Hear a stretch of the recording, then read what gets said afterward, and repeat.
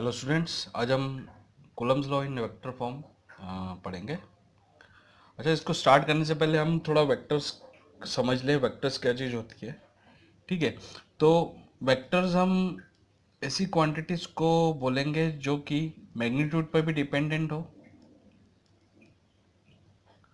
और डायरेक्शन पर भी डिपेंडेंट हो। उसको डिफाइन करने के लिए हमें मैग्नीट्यूड की भी आवश्यकता पड़नी चाहिए और डायरेक्शन की आवश्यकता पड़नी चाहिए। तो ऐसी सारी क्वांटिटीज हम बोलेंगे वेक्टर क्वांटिटीज, ठीक है। जैसे एग्जांपल ले लिया हमने, डिस्प्लेसमेंट वेक्टर क्वांटिटी होती है, वेलोसिटी भी वेक्टर क्वांटिटी होती है। तो ऐसी सारी क्वांटिटी जो मैग्नीट्यूड पे भी डिपेंड करे और डायरेक्शन पे भी डिपेंड करे, उनको हम बोलते हैं वेक्टर क्वांटिटी, ठीक है। अब मैथमेटिक्स और फिजिक्स में वेक्टर को रिप्रेजेंट करने का एक तरीका होता है, ठीक है। तो वेक्टर को हम एक एरो के फॉर्म में रिप्रेजेंट करते हैं, ठीक है। और जो ये एरो की लेंथ होती है उसे हम बोलते हैं इस वेक्टर का मैग्नीट्यूड। और जो एरो का डायरेक्शन होता है वो डायरेक्शन होता है वेक्टर का। Direction of arrow is direction of that vector,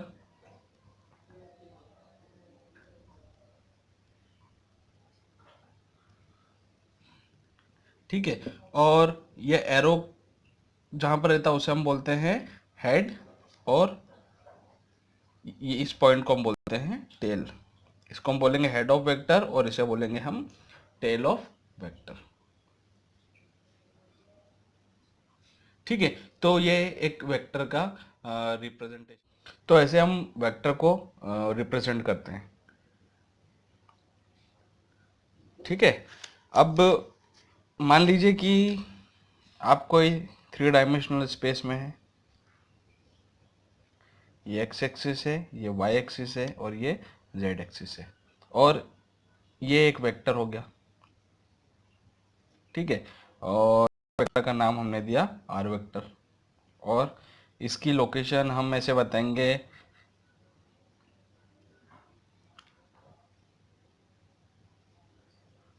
यहाँ पर x i cap plus y j cap plus z k cap, ठीक है। तो r vector is equal to किसके बराबर हो गया? X i cap plus y j cap plus z k cap, ठीक है। अब ये एक्स वाई जेड क्या बता रहे हैं? मैग्नीट्यूड एक्स एक्सिस पे, वाई एक्सिस पे और जेड एक्सिस पे। और आई जे क्या बता रहे हैं?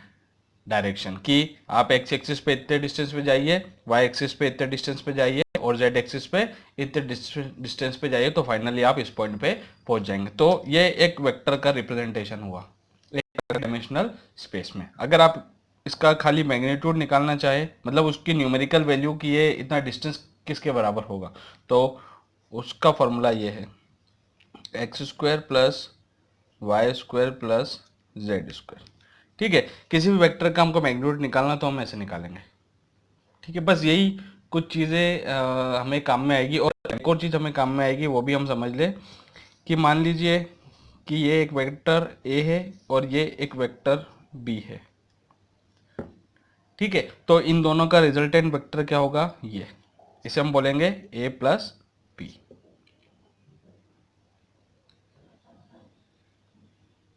ठीक है। ये यहाँ से यहाँ गया और यहाँ से यहाँ गया। इसका टेल और इसका टेल साथ में होना चाहिए, और इसका हेड और इसका हेड साथ में होना चाहिए, ठीक है। और ये triangular law of vector addition बोलते हैं हम, triangular law for vector addition,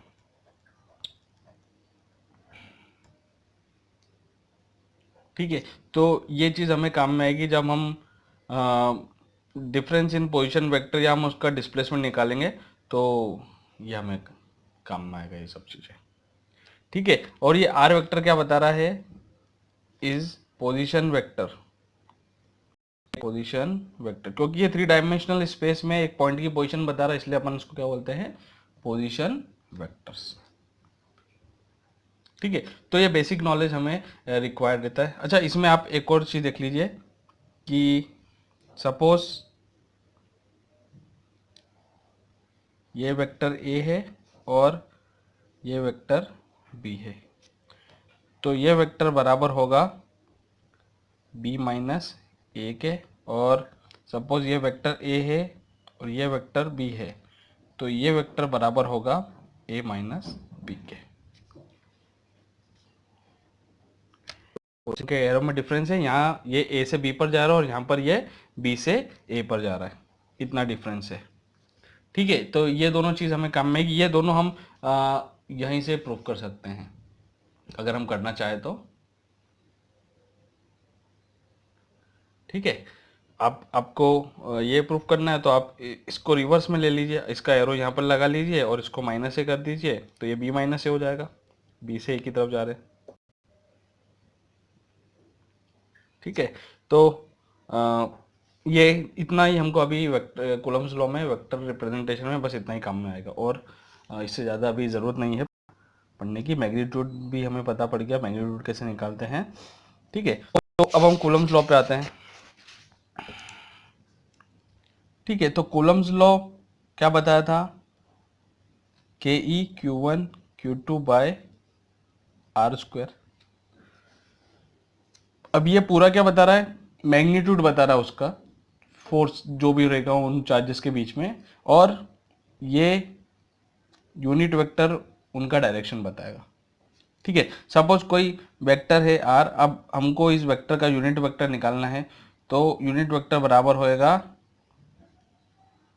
magnitude r vector upon magnitude of r, इसको बोलेंगे यूनिट वेक्टर, क्योंकि एक वेक्टर है और इसको हमने इसके मैग्नीट्यूड से डिवाइड कर दिया, तो जो बाकी की चीज बची है वो क्या होगा, बस खाली डायरेक्शन। तो यूनिट वेक्टर रिप्रेजेंट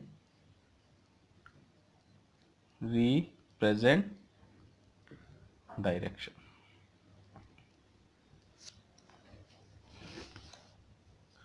ठीक है, अब मान लीजिए ये कोई 2 डायमेंशनल प्लेन है, ये Q1 चार्ज की लोकेशन है और ये Q2 चार्ज की लोकेशन है, इसका पोजीशन वेक्टर है R1, इसका पोजीशन वेक्टर है R2। ठीक है, इसके कारण इस पे फोर्स इस अपोजिट डायरेक्शन में लग रहा होगा, एक चार्ज, क्योंकि दोनों का नेचर हमने क्या लिया सेम, ये भी पॉजिटिव है और ये भी पॉजिटिव है।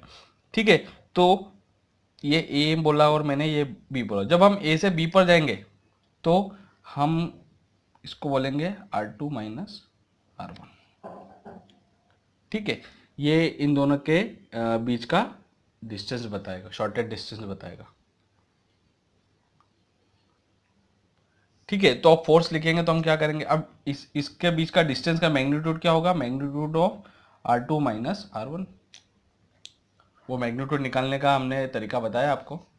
ठीक है, तो इसका फोर्स कैसे लिखेंगे, के ई Q1 Q2 बाय, ये क्या है, distance between them, distance between them किसके बराबर है, R2 माइनस R1 के। तो यहाँ पर क्या आ जाएगा, R2 माइनस R1 का मैग्नीट्यूड का square into unit vector, direction किससे बताएंगे हम, यूनिट वेक्टर से।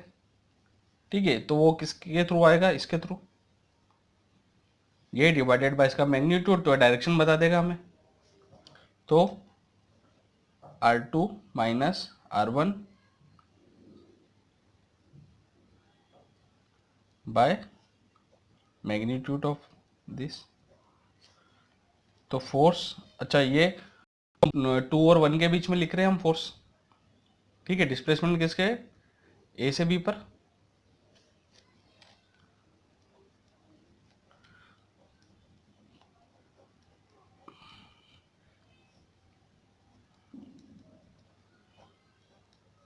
यहाँ क्यूब हो जाएगा और ये हो जाएगा R2 माइनस R1।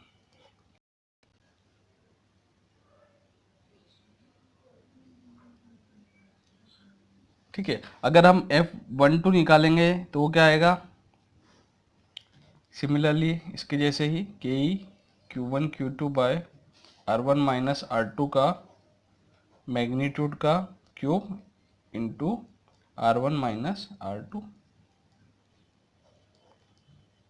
और हम देखें इसको तो F12 किसके बराबर है, माइनस ऑफ F21।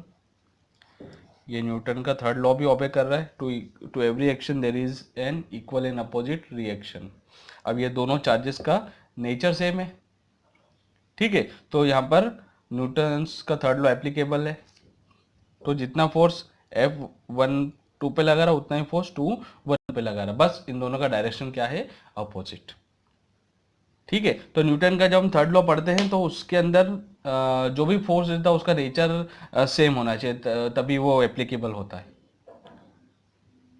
ठीक है, तो ये कूलम्स लॉ का रिप्रेजेंटेशन वेक्टर फॉर्म में आपको बता दिया है, और मैग्नीट्यूड निकालने का तरीका भी आपको बता दिया है।